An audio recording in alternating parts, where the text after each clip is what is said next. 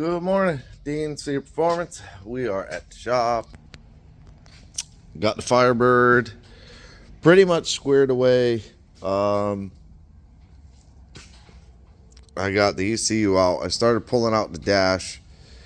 His upper dash pad, I didn't know at first he has like that carpet. There's a piece of carpet right there. He had that over it. When I took that off, it looked like a sheet of glass had been broken. And this is what I ended up with. So just for a comparison, I wear a size 10.5. It's maybe a 12-inch by 12-inch box, whereas the dashboard is, 5 feet or so long, maybe more. Yeah, so I guess he found another one and ordered it, like a repop style, but I'm gonna imagine I gotta dig out all these little clips. I'll have to dig out that little post right there, the little guide post or whatever that is, and then vacuum it all up. You can see there's just pieces of it broken everywhere. So I'm gonna vacuum all of that up. But I did test the boost control, and it works to a point, but our vent solenoid is not functioning. And that's one of the real nice things with the Holley system. I mean, there's other ones that do it. I know like Fuel Tech does it. Other one, I can't remember the other one. But you can do output test. So like when I did the fans, in order to figure out power and ground, I just triggered the fan on, figured out which was power and ground, and then wired it to the fans. And these fans are crazy. This brushless motors. So I'm not a big motor guy, like all that stuff. As far as like DC motors and all that, I don't know too much about them. I do know brushless from RC cars was always way better, way faster, way better. So these are very deceiving. And I could show you real quick. Never mind. I can't show you right now. I'll show you later. I unplugged the ECU, so it's not going to work. But that's okay. They're very deceiving. You click them on, and literally nothing happens for about 3-4 seconds. Then all of a sudden, you kind of hear them start to go, and then they absolutely crank. They are really good fans. They move a ton of air, I think, and they came with like little reports. Let me see if I can find one. This was kind of weird. This is Proform, right? Proform? Yeah, Proform, everybody knows, is kind of a sort of a knockoff company, if that's what you want to call it. I know there it is. But like say they've come a long way. So they give you this fan test report. So it's all handwritten in, which you have to assume like somebody actually did something with this. 13.5 volts is what they tested at. Poles, I don't know how many amps that is. 0.25? That doesn't seem right. On low speed? I don't know. Yeah, I guess 0.25 on low speed, and then it's 418 RPM on low speed. Then 13.7, or that's CFM, 420 CFM, 13.7 amps on high speed, and it's flowing 3,378 CFM. That's pretty good for a small fan. This is 10-inch, 12-inch, not sure.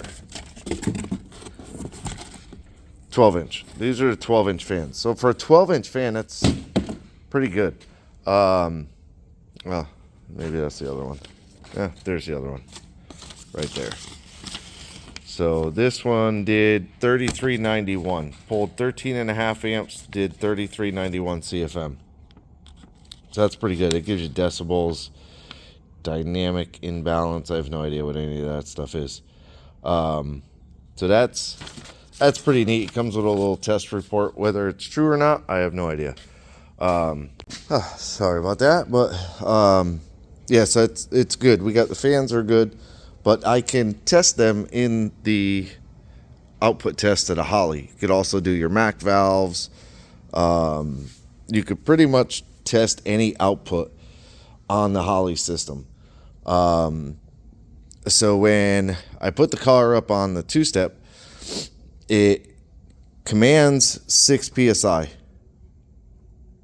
and it was making 10, and then it went up to 12. So I stopped and I noticed the vent solenoid is at 100. It's just stuck 100% duty cycle, and it's not venting. So I shut the car off, and I've personally never had a Mac valve go bad. So I mean, not that they don't go bad, but I've never had one that went bad. So I just pulsed it in the output test, and it didn't do anything. You could pulse the fill, and you could hear it pulsing. So definitely the Mac valve is bad. So I'm going to get that swapped out today. My goal is, he also brought the upgraded torsion bar. This is an Edelbrock bar. So it's fully adjustable. It has that back bracket. I am hoping that bracket lines up with the one on the car, the 2 bolt holes. So fingers crossed that that'll line up. Otherwise, we got to get a whole new, I guess, housing bracket. I wouldn't even know. Or something. Yeah, no, we're going to go with they line up and leave it at that. But my goal today is to get the dashboard pulled back far enough that I can get the heater box out. I did this in the blue Camaro, Jesse's car. So I know there's a couple. Yeah, there's one there, one down there. There might be one more bolt out here. I can't remember. I don't see it. It's probably hiding behind the wiring harness. So I know there's one there. Then the rest of them, no, there's one more up top. You can kind of see it right there. Then that one's coming from the inside. So I know it's not impossible to get this box out. It's just a little difficult. So the dash is the big thing I'm working on. Getting the dash out. I'm going to get that out. I'm going to get all the duct work out. He's not using any of that stuff. This is, for him, this is strictly a drag car, which he's going to little by little by little keep updating and upgrading. I think our next phase after this, because we have the rear gears, boost control, we have all of that stuff. Potentially the car could go, a low 9, I would think. Easily it should be able to do a low 9. The turbo is going to be our limiting factor. The manifolds will be a limiting factor. All of that stuff. But at that point, when you start getting, I would say, into the 10s, really, realistically, 128 mile an hour is what the car did. 1066, 128. I noticed that video was weird after I uploaded it, so I'm not sure what happened there, but I'll try to get another video of the car running down Orlando. But yeah, and I also did the charge tube, so now it does not hang under the car and look all goofy. I literally just pushed the horns up, bent the bracket up a little bit, did a 90 there, a 90, and a 90 down there. And that was it. And that actually, that run coming over is his. That's my tube, and that's his tube. So I cut, I don't know where it is, where it went. I had it. Oh, there it is. This is pretty much all I cut out was this section. And you can see it was hitting the trailer when he would back the car off. So that's not something you want. So I got rid of that. That's tucked up now. That's good. Yeah. And then I'm going to find that hose from underneath, because if I can get rid of that canister too, that's more weight. I would assume it's in here. Don't think it is. I don't feel it in there. So I got to figure out where that harness is. That's got to be the harness. So maybe it's just nipped off somewhere. Anywho's, so yeah, so I'm gonna get to work on the dashboard, get that out, get the heater out, hopefully have that all squared away today, and go from there. So I'll be back. All right, so fought, but I got the dash pulled back, and then the heater box is all out, heater and AC box. So that's what you're left with, is this big hole, which now I'll have to take the old box, just like I did for the blue Camaro. I gotta get that bolt. I don't like leaving bolts.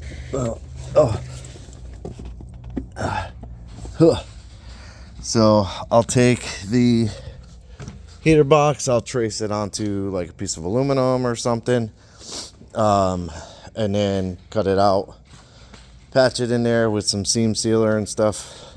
That way his firewall's back together.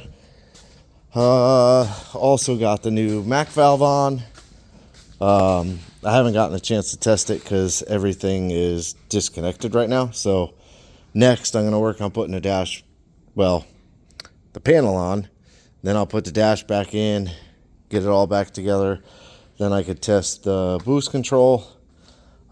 This extension comes in handy. I think it's like a 24-inch extension. But this comes in handy because you have a bolt down there. You can see the hole behind, like in between the wire. Right there, that hole. And then there's another hole back in there. Right there. Then there's one back there somewhere. Right there, you can see it right there. And I believe there was another one up high. Or down low? Maybe there was another one down low. No, I don't see it. Anywho's and what's. But all of these here came out. Oh, there's that one down there. So all of these came out from this side. So you get the death wobble socket holder, and pray it doesn't fling and knock your teeth out. But I always put electrical tape or something to hold it a little bit straighter. Otherwise, it just kind of does the old floppy drop. So, yeah. I mean, it takes a while to get these apart. But I try to be as careful as I can. These are really, really brittle old. And then you can see kind of what happens there is as soon as you set this down to try and move your arms or something, it'll crack it. But that's one little crack. Everything else is good. I got the airbag out, and that thing with the bracket. So I took the whole bracket out because I don't know. I mean, it basically just, as far as I could tell, is just the bracket for the airbag. But that thing is probably 10 pounds, 8 pounds. It's pretty heavy.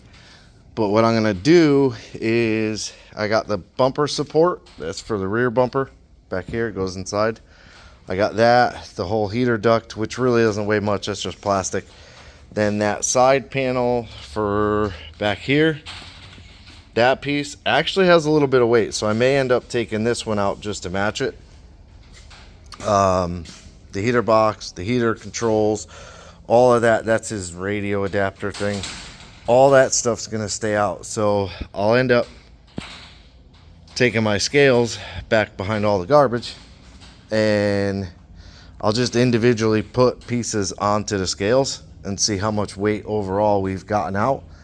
Then once I put the car back up in the air to put that torsion bar on it, I can put the scales under it, lower the car down, see what the car weighs current, and then I can add that weight to it, see what it weighed before. Because there's a lot of weight that could be stripped out of this car. I mean, interior wise, you could take all the interior out of it if you want. I kind of like the fact that it has interior, so me personally, I would leave it. I would probably get a fiberglass dash because the metal bracing for it is just massive. So it's probably a lot of weight on these. So I would probably get a fiberglass dash or a carbon fiber, maybe spend a buddy on a carbon fiber one. That would probably eliminate like another 20 pounds ish. Maybe change the glass T-tops for when you drag race.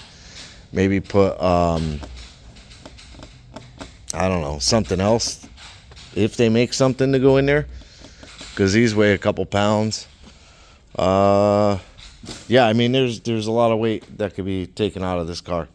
But for now, I'm going to get back on making that panel, so I can get that in there and get the dash back together, get everything plugged in. Hopefully by the end of today, I can at least have the panel back in there. So we'll see.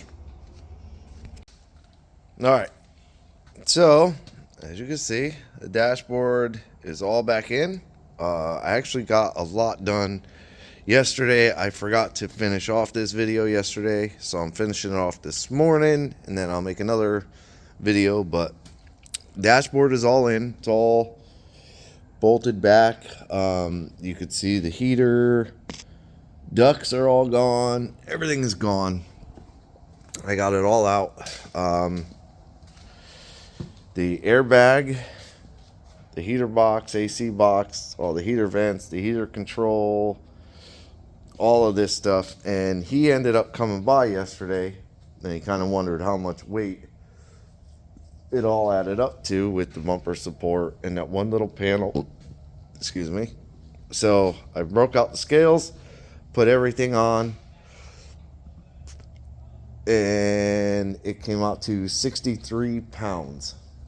So that's not bad. And I'm gonna take that panel off too, because that was worth 1 pound, so it'll be 64 pounds. I know it's not a lot, but it's not bad. So everything here is done as far as bolting it all back in. You end up with a ton of extra bolts, which kind of freaks you out, but that's from like the heater box has a couple, and then there's like a bunch in the vents that you end up taking out to get the vents out. There's a bunch in the airbag, so you get left with a bunch of interior screws. I also made the panel. You can see the block off panel in there. And I sealed this side the best I could. You can see like there's a smear up there. There's the smears all over there. So I sealed this side the best I could.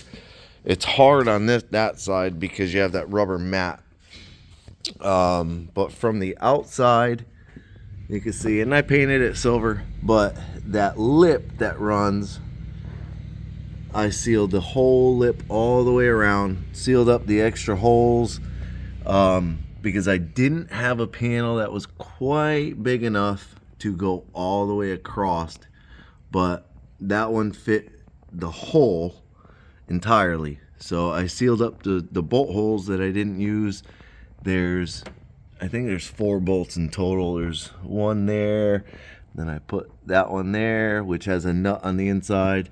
There's that screw coming through the other side. I used a lot of the factory bolts, and then that one down there, the bolt actually broke, so I drilled a new hole and put a bolt with a nut.